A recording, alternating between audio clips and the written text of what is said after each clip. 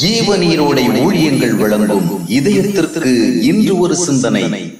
காயங்கள் 6. சரீரத்தில் ஒரு காயம் திடீரென்று ஏற்படும் போது வலி தாங்க முடியாமல் துடிக்கிறோம் அல்லவா? ஆயினும் அந்த வேதனை வார கணக்கில் மாத கணக்கில் அதே விதமாக வலித்துக் கொண்டிருப்பதில்லை. நேரம் போக போக அது குறைய ஆரம்பிக்கின்றது. தேவையான மருத்துவ சிகிச்சைகளை எடுக்கும் போது கொஞ்சம் கொஞ்சமாய் வலி குறைந்து போய் பின்னர் அது இல்லாமல் போய்விடுகிறது. வாழ்க்கையில் ஒரு பெரிய ஏமாற்றம், நம்பியிருந்தவர் செய்த ஒரு பெரிய துரோகம், எதிர்பாராத வேளையில் ஏற்பட்ட ஒரு கடுமையான தோல்வி, காரணமற்ற முறையில் சுமத்தப்பட்ட ஒரு வீண் பழி, உயிர்க்குயிராக இருந்த ஒருவரது மரணம், கை கட்டும் தூரத்தில் நெருங்கி வந்த ஒரு நன்மை எட்ட முடியாத தூரத்திற்கு விலகி போய்விட்டமை, இது போன்ற சூழ்நிலைகளில் இவை தாங்கிக் கொள்ள இயலாத மனவேதனையை உண்டாக்குவது உண்மை. இந்த பெரிய வேதனையோடு எத்தனை நாள் தொடர முடியும்? இதற்கு மேல் என்னால் எப்படி வாழ இயலும் என்ற கேள்விகள் மனக்குமரலுடன் சேர்ந்து ஆரவாரிப்பது உண்மைதான். ஆனால் எத்தகைய பெரிய வேதனையாயினும் அது போக போக குறைந்துதான் ஆக வேண்டும். இந்த உலகில் மிகப்பெரிய துன்பங்கள் உண்டு, ஆனால் தாங்க முடியாத துன்பங்கள் இல்லை.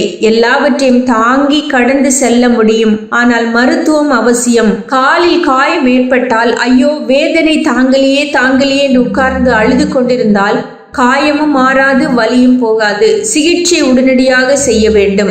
ஆனால் அநேகர் எந்த மருத்துவம் பார்க்காமல் அடைந்த காயத்தை பார்த்து அழுது தங்களை மேலும் மேலும் விசனப்படுத்திக் கொள்ளுவார்கள். இந்த உலகத்தில் துன்பங்களால் துவண்டு போகும் சூழ்நிலைகளை சந்திக்க வேண்டிய ஒரு இயற்கையிலேயே நாம் வாழ்கின்றோம். ஆனால் எத்தகைய துன்ப வேளையிலும் நமக்கு ஆறுதலும் ஆதரவும் அமைதியும் மனபலமும் அளித்து நம்மை திடப்படுத்தி நிறுத்திட கர்த்தராகிய இயேசு வல்லவரும் போதுமானவருமாய் இருக்கின்றார். நமக்கு நாமே இது ஆற்ற முடியாத துன்பம், இது மீள முடியாத வேதனை என முடிவு செய்து நம்முடைய காரியங்களை ஆற்றிட தயாராக இருக்கின்ற கர்த்தருக்கு நாம் தூரமாய் இருக்க கூடாது.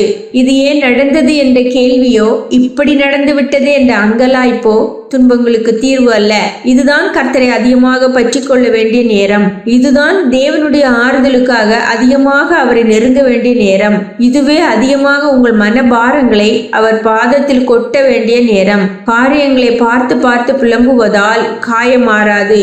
இதோ மருத்துவர் இயேசு, நானே உன் பரிகாரியாகிய கர்த்தர், அவருடைய தழும்புகளால் குணமாகிறோம். அவரிடம் நெருங்கி வாருங்கள், காயங்கள் அவரால் விரைவில் ஆறி போகும்.